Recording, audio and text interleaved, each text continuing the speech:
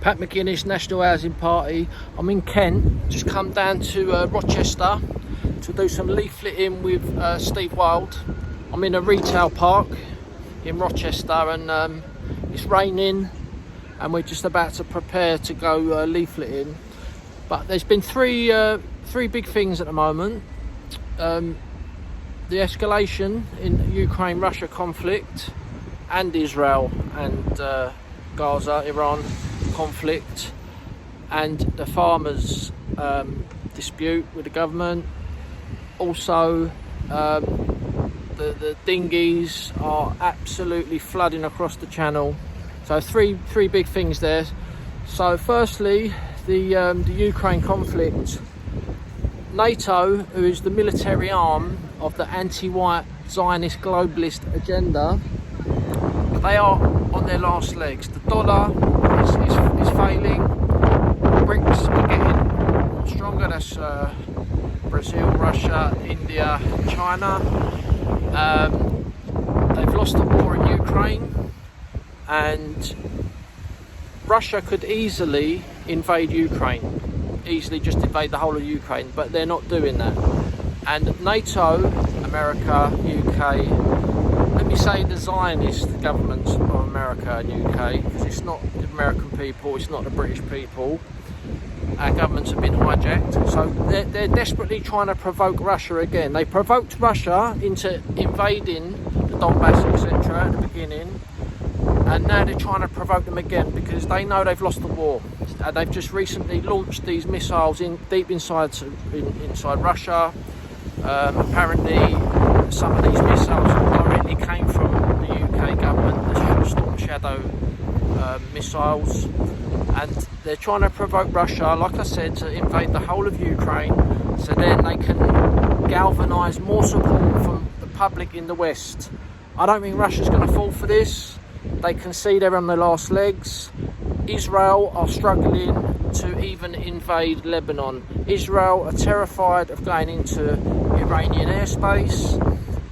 It's not looking good for Israel either. And people got to understand, the same people who are supporting Israel, arming Israel with our tax money, are the same people who are arming Ukraine with our tax money. And these people are Tony Blair, Keir Starmer, David Lammy, David Cameron, Boris Johnson, the Lib Lab Con Zionist establishment. So I don't think Russia's going to fall for this provocation. Hopefully they don't, because we don't want a war with Russia. The British people, Putin hasn't done anything against the British people, and the Iranians haven't done anything against the British people either. So there's two conflicts going on there. The Zionists are losing at the moment. Look, it looks like that to me. So that's my analysis on that big topic at the moment. The other thing is the farmers.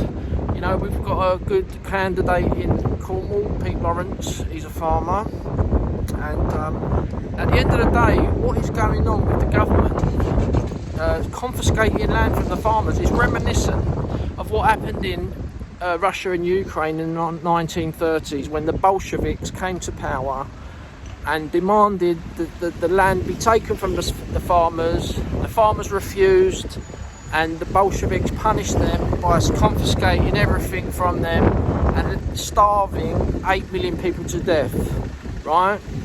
The Bolsheviks were a very evil regime, and it's not taught in our schools because, you know, what I've read and been told is 80% of the Bolshevik regime, the communist Bolsheviks, were Jewish, and this is not allowed to be spoken about. So that's the second one. This is what's going on. Similar in Cambodia, you know, we've got all these traffic restrictions, 20 miles an hour, LTNs. They're trying to stop us using machines and stuff like that to restrict our freedom. And that's what they've done in Cambodia. They tried to take everything back to the year zero, and they banned machines. They executed anyone with any education, and they said they want to take everything back to the year zero and start again, start humanity again. And this is reminiscent of what's going on with this farmers tax and inheritance tax. The government want to take 20% off of these farmers when they pass away, 20% of what they're going to give to their children. This is a disgrace. NHP UK 100% behind our British farmers. The third thing, important thing, what's going on at the moment, is the dinghies. The dinghies are increasing. There's no end in sight to it. I think the figure now is around 150,000 have entered at Dover on dinghies. That's what we know about. There could be thousands more than that, we don't know. But people need to realise that Farage, Tice, all these people calling them illegal immigrants is diverting the attention away from what the real problem is. The real problem is we accept refugees in this country for citizenship, and that's what they are using to get into our country. Farage, Tice, Ben Habib, they won't expose the elephant in the room. They don't want to speak about it because they want to protect the 1951 UN Refugee Convention.